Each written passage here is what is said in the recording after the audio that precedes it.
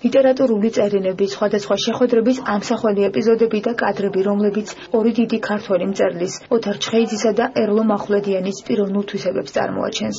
ლიტერატურად მცოდნე ნინო ჩხიკვიშვილმა ახალ გამოცემაში სწორედ ამ მასალებს მოუყარა თავი და მას ორი მაესტრო უწოდა. წიგნში სხვადასხვა მასალებთან ერთად ასახულია რეჟისორ გიორგი შენგელაიას ცნობილი ფილმის, ახალგაზრდა კომპოზიტორის მოგზაურობის გადაღების პერიოდები. როგორც ცნობილია, სწორედ ამ ფილმის გადაღებისას შეხვდნენ ერთმანეთს ერლო მახვლედიანი, როგორც კინოსცენარისტი და ოთარ ჩხეიძე. წიგნში ასევე შესულია ინტერვიუები ერლო მახვლედიანთან. ახალი გამოცემის წარდგინება კულტურისა და ძეგლთა დაცვის სამინისტროში გაიმართა. ღონისძიებას უთხრების ხელმძღვანელი, მწერლები, პოეტები, ლიტერატორები და სხვა მოწვეული სტუმრები დაესწრნენ.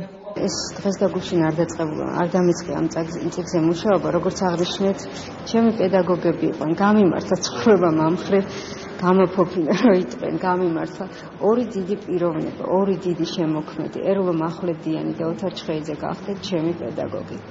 ფილოლოგიის ფაკულტეტზე მხატვრული შემოქმედებისა და კრიტიკის ჯგუფში ვიყავის, ამ სპეციალობით დავასრულე და გარდა ამისა უნივერსიტეტს ჰქონდა ჩემ დროს მე ხა არ ვიცი არსებობს თუ არა კიდე მეორადი ფაკულტეტი კინოსასცენარო, სადაც ერლო მახვლედიანის ჯგუფში მოვხვდი და თითქმის პარალელურად ერთდროულად მიკითხავდა ეს ორი პიროვნება სპეციალობაში ლექციათა კურსს, მაგრამ ამითი არ შემოფარგულა ჩვენი ურთიერთობა.